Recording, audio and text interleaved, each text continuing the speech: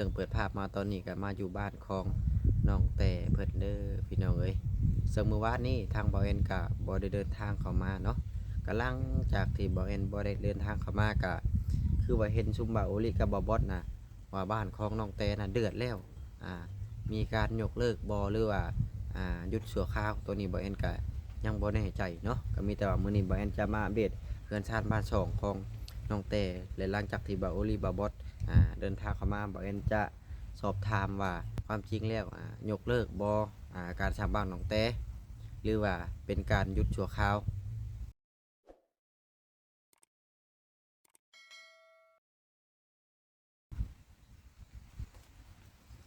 สบายดี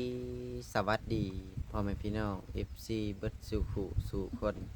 ว่าจะเป็นฝั่งไทยฝั่งลาวหรือว่าสิเป็นทางต่างประเทศก็ยินดีต้อนรับเข้าสู่ช่อง YouTube บ่าวเอ็นสตูดิโอหรือว่า Facebook Fanpage บ่าวเอ็นอีกแล้วเอาพี่น้องเอ้ยเสิร์ฟเปิดภาพมาตอนนี้ก็มาอยู่บ้านของน้องแต่เพิ่นเด้อพี่น้องเอ้ยซึ่งเมื่อวานนี่ทางบ่าวเอ็นก็บ่ได้เดินทางเข้ามาซึ่งแม่นว่าเมื่อวานนี่น่ะบ่าวเอ็นเนี่ยได้กลับเมื่อบ้านเพราะว่าบ้านบ่าวเอ็นน่ะมีบุญน้องพี่น้องมีบุญบั้งไฟและที่นี่ก็ทางแม่บ่าวเอ็นก็ให้เมื่อกับอีกอย่างก็ทางน้องสาวบ่าวเอ็นกลับมาก็เลยแบบว่าทางแม่ก็แบบอยากให้ลูกน่ะเมื่ออยู่พร้อมกันพร้อมหน้าพร้อมตากันหั่นแหละน้องพี่น้องเนาะหลังจากที่ทางน้องเพิ่นก็ไปทำงานที่ฝั่งไทยก็ค่อนข้างจะหลายปีและที่นี่แม่ก็เลยให้บ่าวเอ็นน่ะเมื่อลิ้นพร้อมกับอีกอย่างก็เป็นบุญหั่นแหละน้องพี่น้องเนาะ กำลังจากที่บ่เอ็นบ่ได้เข้ามาเมื่อวานนี่เราพี่น้องก็เห็นซุมบาโอลิซุมบาบอสว่าคือว่าเดือดแท้บ้านของน้องแต่นี่ก็บ่ฮู้ว่าเดือดหยังเราพี่น้องเนาะแต่ก็เห็นว่าเพิ่นน่ะยกเลิกการสร้างบ้านบ่เราพี่น้องหรือว่าหยุดสร้างบ้านชั่วคราวตัวนี้ทางเฮาก็บ่ได้แน่ใจซึ่งเมื่อวานทางบ่เอ็นน่ะบ่ได้เข้ามาก็เลยว่าบ่ฮู้ว่าเรื่องราวที่ไปที่มามันเป็นจังไดจึงว่ายกเลิกการสร้างบ้านบ่หรือว่าหยุดชั่วคราวนั่นแหละเนาะพี่น้องเนาะ ซึ่งมามื้อนี้กันนี่แหละทางสร้างเพิ่นกับบ่ได้มาซ้ำเนาะพี่น้องเนาะก็มีแต่ว่าสำหรับคลิปนี้ก็บ่แม่นก็จะอัปเดตรอบๆเนาะบางทีซุมบาโอลิซุมบาบอสเข้ามาเฮาก็อาจจะได้ถามเรื่องราวจากอ่าเจ้าตัวของเพิ่นผู้ที่เพิ่นรับเป็นสะพานบุญให้ทางผู้หลักผู้ใหญ่เพราะว่าเฮานี่บ่ได้รับเป็นสะพานบุญให้ผู้หลักผู้ใหญ่มีแต่ว่าเฮานี่มีแค่หน้าที่มาอัปเดตเพื่อนชาติบ้านช่องให้พ่อแม่พี่น้อง FC เบิ่งคืออัน ที่พ่อแม่พี่น้อง FC เห็นนี่แหละนะพี่น้องเนาะเทอมมื้อนี้ก็สร้างก็บ่ได้มาก็มีแต่ว่าบ่าวแอนสิอัปเดตรอบๆเนาะพี่น้องเนาะหรือว่าพ่อแม่พี่น้อง FC คนที่เบิ่งคลิปบ่าวบอสบ่าวลี่บอกว่ามันเกิดอีหยังขึ้นนั่นแหละพอบ่าวแอนน่ะยังบ่ทันเบิ่งคลิปบ้านบ่าวแอนมันบ่มีสัญญาณหลังจากที่กลับมาบ้านสมัยพี่มันจังมีสัญญาณนั่นแหละเนาะพี่น้องเนาะเอาก็ท่านก็เพื่อเป็นการทักษะเสียเวลาก็จะเข้าไปอัปเดตรอบๆให้พ่อแม่พี่น้อง FC เบิ่งเด้อนี่แหละน้องพี่น้อง เปิดภาพมามื้อนี้ก็เป็นบรรยากาศ8 โมงกว่าๆเนาะ8 โมงเช้าปลายนาทีนี่แหละซึ่งมื้อวานนี้ทางบ่เอ็นก็บ่ได้เดินทางเข้ามาซ้ำพี่น้องเอ้ยเพราะว่าค่าเวียกเล็กๆน้อยๆให้แหละมื้อนี้ก็เลยได้มีโอกาสเดินทางเข้ามาซึ่งมันว่ามามื้อนี้ก็โอ้ทางสร้างเพิ่นก็บ่ได้มาเนาะคือบ่เอ็นเข้ามามื้อก่อนน่ะมีแต่ว่าตั้งเสาอันนี้ขึ้นแล้วแหละหลังจากนั้นบ่เอ็นก็ได้กลับเข้ามาเนาะพี่น้องเอาสบายดีเริ่มงามแล้วบ่เริ่มงามแล้วมอดมึงรู้รถนะอืมพอดีชุมบักพอดีมาพอดีว่าข่อยสิรอท่าถามเจ้าอยู่ไดทางไหนเนาะอ่านี่แหละเรื่องบ้านของน้องแต่นี่เป็นจังไดอันนี้นะปลดกันนกก่อนปลดกันก่อนเดี๋ยว FC สิด่าเจ้าบ่ปลดกันนกนะสบายดีได้เป็นจังไดเมื่อวานนี่คือจังว่าเดือดแท้ว่ะเดือดจังได๋คือเห็นเจ้าเดือดแล้วว่ะบ่บดว่าก็เดือดแล้วว่ะแต่บ่ได้เดือดบ่ค่อย FC เพิ่นบ่เข้าใจเฮาเลยอธิบายเพิ่นนะว่าที่เพิ่นหยุดนะเพิ่นให้หยุดสงกรานต์แล้วก็ทางผู้หลักผู้ใหญ่น่ะเพิ่นก็ไปเที่ยวแน่เพิ่นก็เลยหยุดพักก่อนแล้ว FC เลยเข้าใจผิดว่าหยุดเลยFC เพิ่นก็เลยคิดว่ายกเลิกการทางบ้านเลยแม่นบ่ทันซะว่ายกเลิกชั่วคราวแต่ว่าเฮาก็บ่ได้เขียนเบิดแต่ว่าเฮาก็เว้าอยู่ในคลิปนะเพิ่นยกเลิกชั่วคราวถ้าเพิ่นกลับมาเพิ่นจะดำเนินการต่อเพราะว่าเว้าเรื่องงบประมาณเนาะก็คือเมื่อวานนี้ช่างเพิ่นเบิกไปล้าน50,000ล้าน50,000แม่นเพราะว่า3คนได้350,000ต่อคนก็คืออันโตที่จ้างนี่เท่าใด 4 ล้านบ่หรือว่าเท่าใดอันสร้างเรือนครัวนี่ คือว่าทั้งปูกระเบื้องอีกอย่างนะ5 ล้าน แล้วเสร็จทรัพย์ทุกอย่างบ่ แม่น ใส่ผ้าแล้วเรียบร้อย แม่น เทพื้นน้ แม่น ำ4 ล้านแต่ว่าสร้างเพิ่นก็ถือว่ามีความรับผิดชอบสูงก่อนเพิ่นสิกลับเพิ่นก็เก็บเครื่องเขาไว้เอาปูนเข้าไปปลูกไว้ห้องแล้วก็เอาเข้าไปแล้วก็ปลูกไว้ ไม้ตอกหอกตาเนี่ยไว้เบิดเนาะ เอาไว้เบิด อืม ปัจจุบันประตั้งประตูขึ้นไว้เทิงเดี๋ยวเบาลีกำลังซื้อกระแจมาไว้ล็อก หลอกไฟบ่อ่า บ้าน แต่ละเส้นเป็นเทียบเรียบละเอียดเนาะ อืม ก็คือเพิ่นใช้บานลมตัวนี้ก่อนนั่นดอก แม่นใช่ตัวนี้ แล้วคนมือแล้วแต่ใส่อีกเด้ แม่และผลผลจะมุมออกทางนั้นก็มีหลายๆคนอยู่ได้ว่าฝั่งลาวเฮ็ดเฮือนเป็นหยังคือมักใส่เป็นลมตามหลังเพิ่นว่าด้านสุดท้ายเห็นนะก็คือความหมายนะแบบว่าเฮามุงแล้วเฮาอย่ามันบ่ฮอดนะพี่น้องอย่ามันลายเขาก็เลยถ่าตัดตอนสุดท้ายแล้วก็ใส่เป็นลมเลยเนาะ แล้วก็ยันเวลาคันเฮาใส่กาว่าพอดีเพื่อเลือกเอานะยันมันบกเข้าร้อนมันน่ะมันพอดีกระเทิน แม่น แทกกำลัง อ่า แล้วมือว่าสิเห็นก็หอบนั่นแหละแต่ว่าเบาลีกเท้าเวียกเลยเมื่อก่อนประมาณนี้ก็ได้จำผมเลยพอดีบอกอย่างนั้นก็มาแล้ว เพอว่านนี่ก็บ่เห็นน่ะบ่ได้เข้ามา ไปใช้ล่ะ เมื่อบ้านเมื่อบุญ คือบ่เอารับงัวมากินแน่ โอ้ยรับงัวพอได้แต่แจ่ว เราหน่อยบ่ เอา500 นั่นแล้วบ่เห็นบ่ออกเงิน บ่ได้เอาเงินแล้วมากิน เอาใช้กินแต่น้ำเพิ่น ไอ้ใครกินแต่น้ำแม่บ่แม่นจนหั่นแหละก็มีหลายๆคนเพิ่นว่าโอ้ ไปลิ้นอยู่ไสมื้อนี้ อันยังบ่ได้ปริ้นแหละมีแต่จะถ่ายคลิปได้คนบ่ไปลิ้นได้ เจ้าบ่ไปลิ้นบ่ไทยขี้ไผน่ะ ถ่ายคลิปเจ้านี่แหละนี่ เออ หลายๆคนว่าโอ้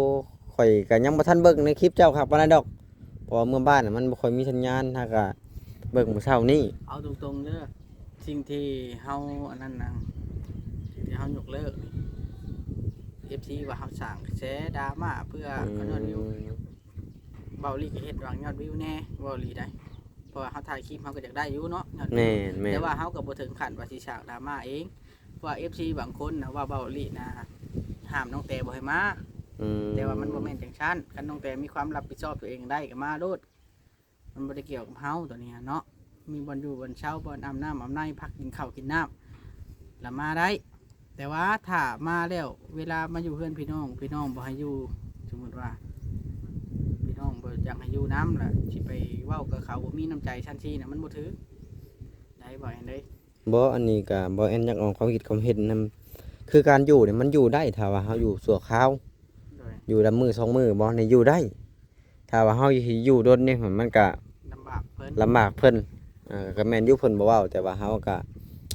คิดในใจฮะขนาดสิฮู้เนาะ โดย มันบ่คืออยู่ชั่วคราวนะพี่น้องเอ้ยมีหยังก็คือกันอืม ต้องเข้าใจตัวนี้ ต้อง นำ เข้าใจนำหั่นแหละ บางคนว่าแต่เบ้าลีเนี่ยห้ามบ่ให้มาเฮ็ดเฮือนให้น้องแล้วบ่ให้มา อืม เพราะว่าเขาปรึกษากับผู้ใหญ่ว่าให้มันแล้วเช็ดชับเบิดก้อนจังมา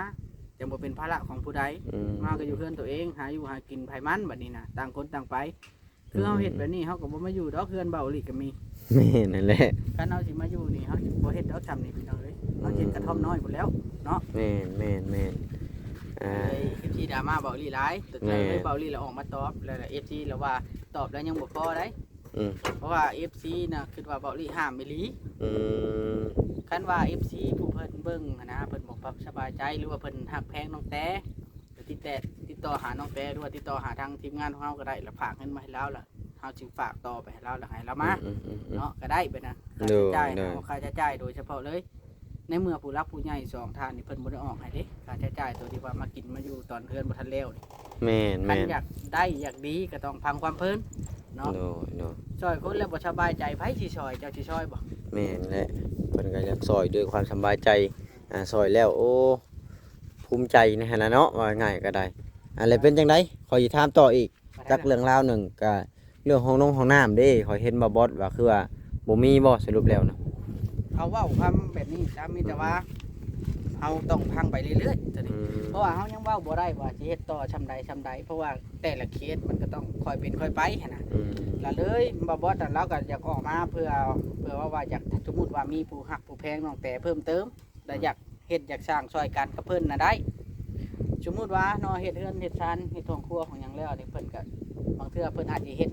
อันเฮือนตู้แก้วก้อนเพิ่นว่านะเสาอีหยังก็ได้มาแล้ว ก็เขื่อนตุ๊กแก้วในเวลาหน้าฝนน่ะมันอยู่บ่ได้มันมันค่อนข้างจะยากอะนะมันน้ำท่วม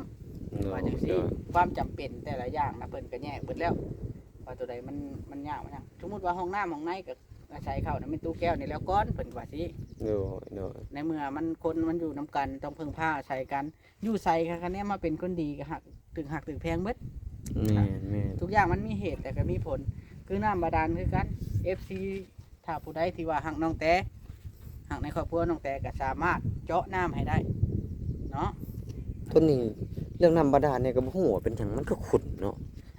หรือว่าเพิ่นไถต่อกันเจือนบ่จำบ่เอ็นคิดว่าได้ บ่ หึ บ่แม่นบ่เกี่ยวเท่ากับเจือนเลย หรือว่าเฮาใส่บ่หลายแล้วมันบ่เซาใส่บ่เซาขุ่นนี่บ่ บ่มันเป็นน้ำชั้นดินอยู่ลุ่มบ่เห็นชั้นดินอยู่ลุ่มนี่มันเป็นดินที่ว่าแบบคือดินดากนี่ ดินมันถล่มบ่เนาะ มันต่างดินมันต่างอันนี้เขาเฮ็ด2มื้อ38 เมตรบ่ได้แม่นว่าเอาได้เขาเฮ็ด2มื้อพุ่นได้นี่แล้วก็มื้อนึงที่3น่ะมาแก้ เพราะว่าเขาเห็น จากที่1แล้ว เห็นคอมเมนต์หลาย ว่ามันตื้นบ่ ๆว่าบ่โอลีน่ะทางตื้นว่ะ บ่ตื้นบ่รีรับประกันเลยบ่มีตื้นไปถามแม่ทุกแก้วรถเพิ่นเฮ็ดจังมื้อ ทางตื้นแล้วก็บ่มาเบิ่งงานพร้อมพอเห็นในคอมเมนต์อันนี้นะเจ้าก็เบิ่งอยู่บ่ ต้องย้อนกลับไปเบิ่งตอนที่เฮาจะทาง อืม ว่าเบาลี่นี่บ่เคยปางานเบาลี่รถเบาลี่ไปของมือเฮ็ดเฮือนหลังใดก็ตาม น้อยนักที่ว่าบ่ได้ไปนอกจากคาเวียกอะไรทางทีมงานเฮานี่ไปของมืออยู่แล้ว นอกจากว่าเฮาขาเวียกจำเป็นต้องได้หยุด ถ้าเฮาสิหยุดเฮาอิหยังเฮาก็ต้องได้แจ้งผู้ใหญ่เพิ่น แม่ มั่ น นใจได้เลยพี่น้องๆทีมงานเฮาน่ะบ่แม่นว่าเฮาบ่ไปเบิ่งงานบ่แม่นว่าเฮาเฮ็ดสร้างเฮ็ดแล้วจะไปอัปเดตแล้วจ่ายเงินแบบนั้นน่ะบ่แม่น นับแต่ตอกตะปูดอกหนึงต้องได้เห็น คือว่าเฮาได้เห็นเบิด คือว่าเฮาได้เฮ็ดเบิดนํว่าท่านซะจนช่างพอใจพุ่นล่ะนั่นก็ได้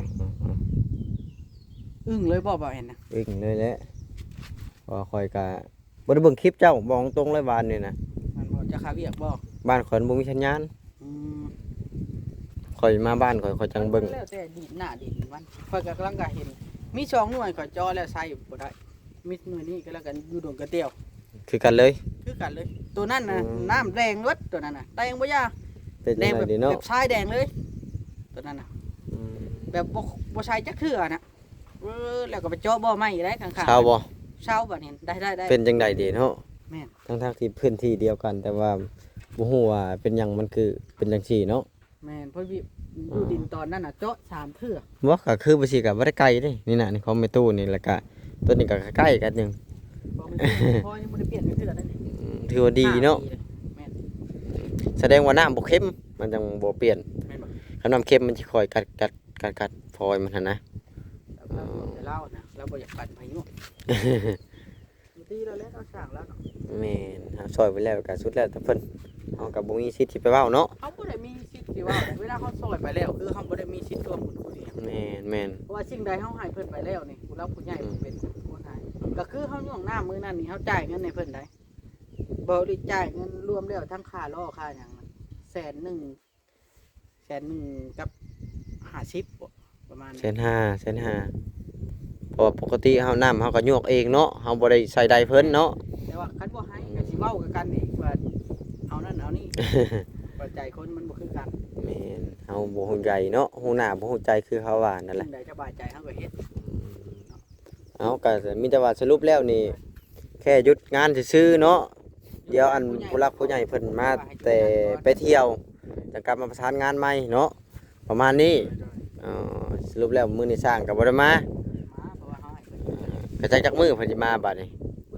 หลังสงกรานต์ หลังสงกรานต์ประมาณอาทิตย์หนึงเนาะไล่ไปอาทิตย์หนึงซะเนาะ บ่เห็นให้ได้สิมีคลิปถ่าย บ่มีถ่ายก็ถ่ายมันล็อกแป๊กๆมาถ่ายเป็นตัวแก้วไปสิแล้วนี่เฮือนเป็นตัวแก้วนี่แหละสิครับประมูลนี่เฮือนเป็นตัวแก้วเอง เจ้าได้ น่ะ เอาเงินบ่ เอาเงินใส่น้ำมัน เอาพี่น้องเอ้ยกันนี่แหละถามเรื่องราวจากบ่อลีก็จะเข้าไปอัปเดตทางในก็เด้อซะเด้อเพอค่อยก็ฮักก็มาฮอดนี่ได้ แม่นบ่กำลังข่อยมาฮอดจะมาฮอ นี่ ด เด้นี่ เจ้าเบิดนาที 11 เติบแล้ว เฮิงเติบแล้วยืนเว้ากับเจ้าเฮิงเติบแล้ว เอาไปอัปเดตข้างในเลย เอาเดี๋ยวสิเข้ามาอัปเดตก่อนพี่น้องเอ้ย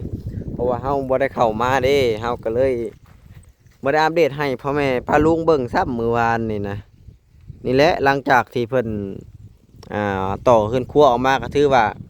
ค่อนข้างกว้างนะพี่น้องเนาะค่อนข้างจะกว้างหลาย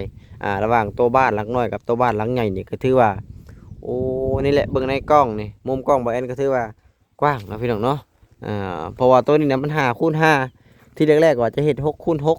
5x6ที่แรกๆนะพี่น้องแล้วที่นี่ก็เลยแบบว่าเฮ็ด5x6มันจะใหญ่เกินไปนั่นแหละซึ่งว่านี่แหละทางสร้างเพิ่นก็ได้เก็บไว้เบิดอุปกรณ์อีหยังต่างๆบ่ว่าสิเป็นไม้48นี่ก็แปลว่าเอาไว้เป็นระเบียบเรียบร้อยนะพี่น้องเพื่อว่าเฮาสิได้มาเฮ็ดแล้วทีนี้ถ้าเฮาสิทิ่มไปทั่วทิพย์ทั่วแดนมันก็บ่งามนั่นแหละเอาง่ายๆก็ได้นี่วงกบก็อยู่นี่ปูนก็อยู่นี่นี่แหละให้แม่ตู้แก้วเบิ่งเนาะแม่ตู้ผู้อยู่ใกล้เด้เพื่อนบ้านของน้องแต่หลังจากที่แล้วบ้านน้องแต่ก็จะเฮ็ดกระท่อมให้แม่ตู้ก่อนให้มันดีขึ้นกว่าเก่าบางทีกันนี่แหละจะได้เข้ามาถ่ายทางแม่ตู้แล้วนี่แหละโอ้ก็ถือว่าเพิ่นใช้แล้วเนาะพี่น้องเนาะนี่แหละมันจะมุงโลซิ่งเนาะแต่ว่าก็บ่ฮู้ว่ามันบ่ห่างเพิ่นบ่เนาะพี่น้องเนาะคือจังว่าเพิ่นสิใช้อีกบ่หรือว่าจังไดอันนี้เฮาก็ยังบ่แน่ใจมีแต่ว่าเฮาบ่มีหน้าที่ติเด้อพี่น้องเอ้ยมีแต่ว่าหน้าที่อัปเดตให้พ่อแม่ป้าลุงเบิ่งนี่แหละว่าไปฮอดขันได้ขันใดนั่นแหละเฮาสิติบ่ได้เฮามีแต่หน้าที่แค่อัปเดตให้ป้าลุงเบิ่งก็แค่นั้นเนาะถือว่าออกมาประมาณนี้แหละน้องพี่น้องหลังจากที่อัปเดตก็ได้ซึ่งมันว่ามื้อนี้ทั้งสร้างเพิ่นก็ได้หยุดแล้วมีแต่ว่าพุ่นแหละหลังสงกรานต์บ่โอลีว่าเพิ่นก็จะได้กลับมาประสานงานหรือว่ามาเฮ็ดการเฮ็ดงานคือเก่าก็ถือว่าหลายมื้อพอสมควรอยู่เพื่อที่วิทย์สงกรานต์มื้อนี้ก็ที่12เนาะมื้ออื่นนี่ก็เริ่ม13ลิ้นสงกรานต์แล้วทางบ่แอนนี่ก็สิเล่นอยู่เล็กๆน้อยๆเนาะพี่น้องแต่ว่าหาการนี่แหละจะหาถ่ายเวียกถ่ายงานให้พ่อแม่ป้าลูกเบิ่งก่อนเพราะว่าเฮาหยุดงานเนี่ยก็บ่ได้พี่น้องเอ้ยเงินจากคลิปเฮ็ด YouTube ของเฮาเพราะว่าเฮาต้องลงคลิปทุกมื้อจึงสิได้อันเงินจาก YouTube เพื่อจะได้เงินจาก YouTube เนี่ยบ่แม่นของง่ายๆต้องอดทนสู้อะไรได้พี่น้องมันจังได้ถ้าว่าบ่สู้นี่ก็โอ้ถือว่าบ่ได้เนาะนี่แหละน้ำบ่ฮู้ว่ามันเป็นหยังพี่น้องเอ้ยทั้งที่เบาลี่แล้วว่าเราก็ทั้งเลิกแต่ว่ามันน่ะแดงอาจจะเป็นน้ำสั่นที่ดินอยู่พื้นนั่นแหละมันก็เลยเฮ็ดให้มันดินมันขุ่นนั่นแหละก็เลยซื้อน้ำมาใส่นี่ซื้อน้ำมาใส่ซื้อมาหลายก็เอาลงบ่ได้เลยพี่น้องเอ้ยเพราะว่าน้ำนี่มัน1,000 ลิตรนะก็เลยทางเบาก้าวเพิ่นก็เลยจอดทางรถไทยเพิ่นไว้อยู่นี่อันนี้จะเป็นชาวเฮือนแม่ตู้แก้วซึ่งมีหลายๆคนก็ว่าโอ้เฮ็ดเฮือนหลังนั้นบ่แล้วคือยังมาเฮ็ดหลังนี้ก่อนเพิ่นว่าคือบ่เฮ็ดเทื่อไผเทื่อมันเพิ่นว่าเฮาก็อันนี้มันก็เป็นจุดประสงค์ผู้ใหญ่ใจบุญเพิ่นอยากช่วยเนาะพี่น้องเนาะเฮ็ดพร้อมกันกับบ่เป็นหยังหรือว่าหลังจากที่เฮ็ดบ้านน้องแต่แล้วมาเฮ็ดตัวนี้ก็ได้นะมันก็บ่มีปัญหาดอกนี่แหละแม่ตู้แก้วแล้วก็อยู่กับหลาน2คนบักทิ้งอยู่หลาน2คนนี่แหละพอมีหลายๆคนว่าโอ้อยากให้บ่แอนหาถ่ายคลิปผู้เฒ่าอยู่กับหลานนี่แหละเนาะพี่น้องเนาะผู้เฒ่าอยู่กับหลานคือดินนี่กับทางผู้หลักผู้ใหญ่ช่วยห้องน้ำก็ช่วยแต่ว่ากระท่อมนี่เราเฮ็ดกับผัวเราก็มีแต่ว่าผู้ใดอยากให้บ่แอนเป็นสะพานบุญให้หรือว่าอยากซอยครอบครัวแม่ตู้แก้วนี่ก็ยินดีเด้อ